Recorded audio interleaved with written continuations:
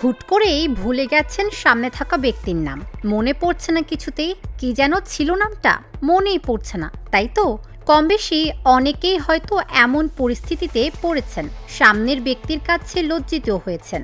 এ যেন মহা বিব্রতকর অবস্থা। এই সমস্যায় ভুগছি আমরা অনেকেই। তবে চিন্তার কিছু নেই, নাম মনে রাখার কিছু সহজ উপায় আছে। একটু চেষ্টা করলে সহজেই অন্যের নাম মনে রাখা যায়।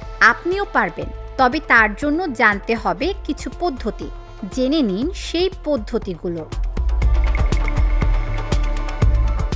মৌখিক পদ্ধতি। পরিচয়ের সময় নামটি উচ্চারণ করুন, নামের বানান জেনে নিন, ভুলে গেলে আবার জানতে চান। মানসিক কৌশল। নামের সঙ্গে কিছু মিল খুঁজে বের করুন, মনে মনে নামটা একাধিকবার বলুন, চেনা কারোর সঙ্গে মিল খুঁজে নিন, ইচ্ছা করলেই নামটা মনে রাখা যায়।